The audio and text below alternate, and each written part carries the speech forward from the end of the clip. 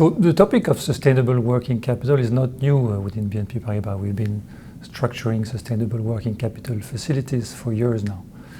One of the earliest one was with Puma, where we structured a supplier financing program whereby the interest rate that was charged to the suppliers was a function of sustainability rating granted by an external rating company. And obviously, the better the rating, the lowest the financing costs. In the same spirit, we've done a number of structures in the agriculture business, notably, for instance, for coffee producers, and whereby we linked the cost of the financing to a number of very simple KPIs for the farmers, based on, for instance, trainings and diversity criteria. And if you met those criteria, then you had a bonus, and if you didn't, then you had some kind of penalty.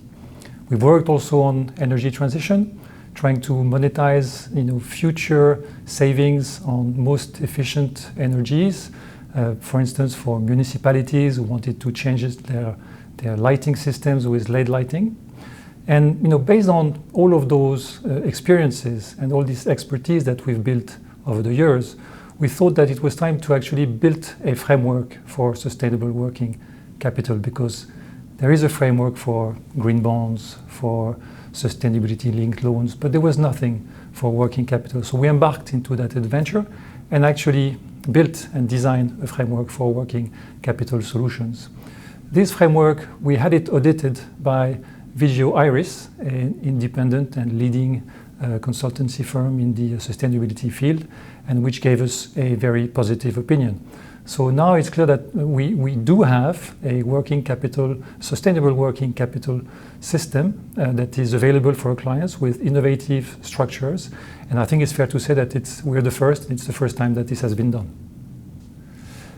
The implementation of any serious sustainable policy is actually never trivial, because it does involve so many different parts of the organization and requires a clear commitment actually from the company as a whole. Because you need to have this commitment to change the way you operate and on all types of flows. Now, obviously, the physical flows, the actual movement of the goods, transportation, warehousing, and what have you, but also the financial flows, obviously, and the information flows. And by that, I mean not only all the contractual documents.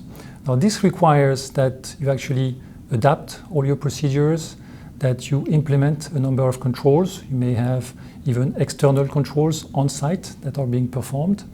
And so you need really all of the departments in the company to be completely onboarded, be it IT, treasury, auditors, and what have you.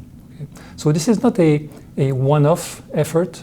It's actually something that is going to last over the years, because there is monitoring and reporting obligations that come on. So it's really a commitment, and at the end of the day, it has to be a strategic decision from the company. Otherwise, there's no way it's going to work.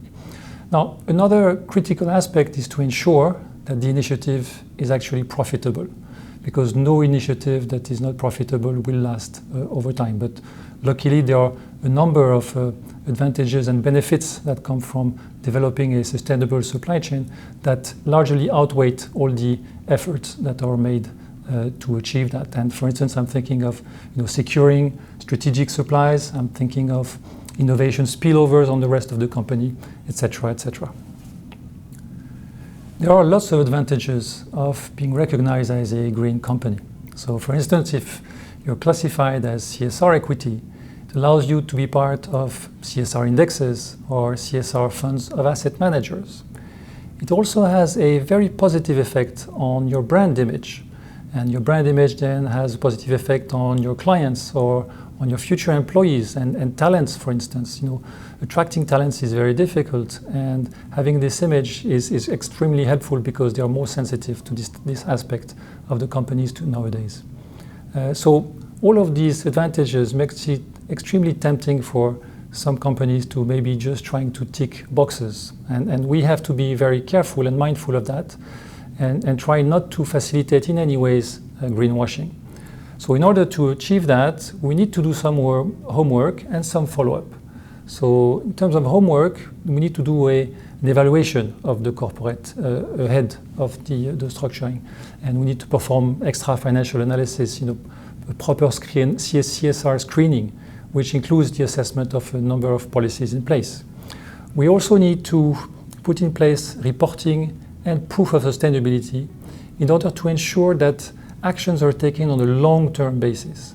Now, obviously, all of this is included in our framework that we have devised for working capital solutions.